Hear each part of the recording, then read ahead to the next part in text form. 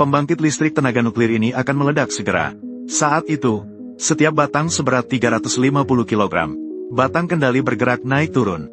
Para pekerja melihat situasi semakin buruk. Segera berlari ke ruang kontrol untuk melaporkan.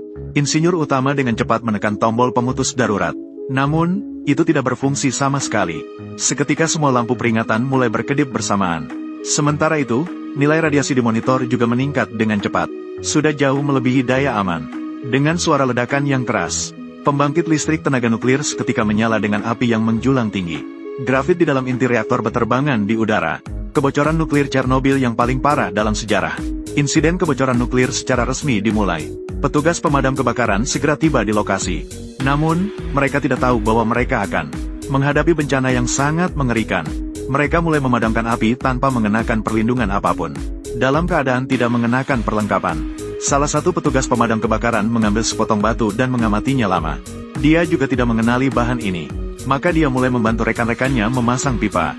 Namun, tidak lama kemudian sarung tangannya mulai mencair. Telapak tangannya terbakar oleh radiasi hingga dagingnya hancur. Dalam waktu singkat beberapa menit ini, rekan-rekannya terus jatuh. Sementara rekan-rekan di belakang terus-menerus memberikan dukungan ke depan. Para pekerja pembangkit listrik tenaga nuklir mulai memeriksa tingkat kerusakan. Mereka menemukan bahwa seluruh inti reaktor telah hancur. Sudah terpapar di udara. Radiasi nuklir datang seperti banjir. Mereka segera melarikan diri dari lokasi. Sementara para insinyur di ruang kontrol pembangkit listrik tenaga nuklir melihat semua lampu peringatan menyala. Mereka masih dalam keadaan bingung. Seorang pekerja berlari masuk dengan ketakutan. Belum sempat mengucapkan dua kata, dia merasa mual. Kemudian dia muntah di tanah. Melihat pemandangan ini, pekerja lainnya sudah menduga bahwa inti reaktor telah meledak. Namun, sebagai wakil kepala insinyur pembangkit listrik tenaga nuklir, dia dengan percaya diri berkata itu sama sekali tidak mungkin. Dia juga memerintahkan bawahannya untuk melanjutkan pemeriksaan di reaktor.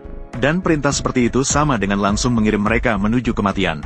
Sementara itu, petugas pemadam kebakaran hanya bekerja semalam di zona radiasi. Segera muncul reaksi buruk yang serius. Sel-sel dan tulang mereka telah sepenuhnya mati akibat radiasi. Organ dan jaringan lunak mulai terurai. Sistem kekebalan tubuh sudah tidak berfungsi. Infus tidak dapat masuk ke dalam pembuluh darah. Bahkan untuk menghilangkan rasa sakit pun menjadi sebuah kemewahan. 2 minggu kemudian, semua petugas pemadam kebakaran telah berkorban satu persatu. Jenazah mereka belum bisa dimakamkan dengan layak.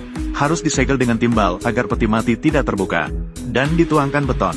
Tidak bisa menyelesaikan perjalanan hidup terakhir dengan layak. Karena dampak dari kejadian ledakan yang sangat besar, atasan mengirimkan ahli nuklir Legasov dan Menteri Energi Shcherbina untuk melakukan investigasi di lokasi.